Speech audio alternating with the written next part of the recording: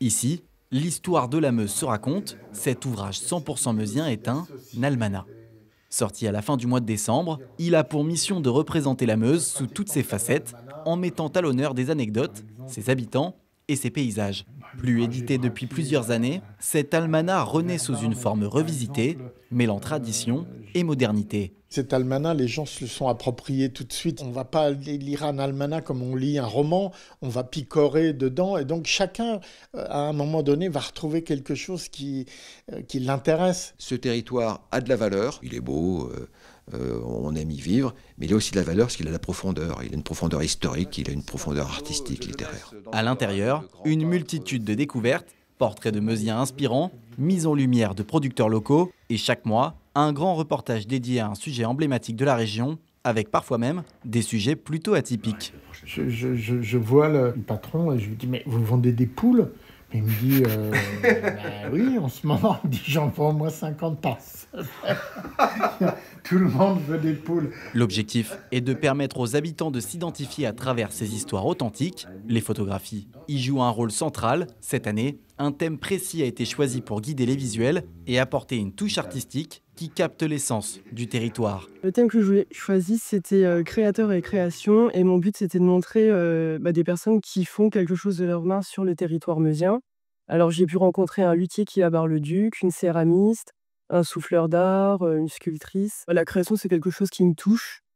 Et j'avais envie de parler de ces personnes qui font quelque chose, qui ont un vrai savoir-faire.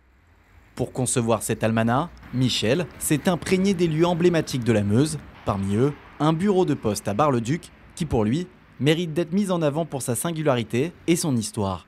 Ce lieu, discret en apparence, cache selon lui une richesse culturelle qu'il souhaite faire découvrir à travers ses écrits. Les PTT, à l'époque, a eu la bonne idée de demander à un très grand artiste nancéen, Jacques Gruber, de décorer la poste et d'y faire ce vitrail que l'on voit ici, en 3 parties, qui représente les différents métiers de la poste à l'époque. On voit là justement les télégraphistes, et là-bas, le transatlantique et l'aviation, l'aéropostale. Donc on a tous les éléments de la communication du courrier moderne des années 1920.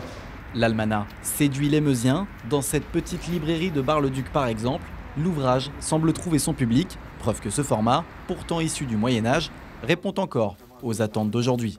Une bonne nouvelle pour les créateurs qui voient leur projet trouver sa place dans les foyers. Il n'y a pas grand-chose comme publication sur la Meuse, donc on arrive à voir, quand c'est comme ça, on est tout de suite attentif quand même. Et puis oui, ça permet d'un petit peu mettre notre région département en avant.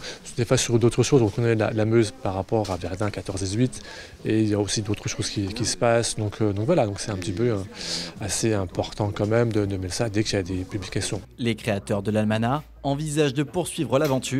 Leur objectif, en faire un rendez-vous annuel en renouvelant chaque édition. Pour refléter l'évolution et la richesse de la vie meusienne, il faudra maintenant voir si ce format trouvera durablement sa place auprès des habitants.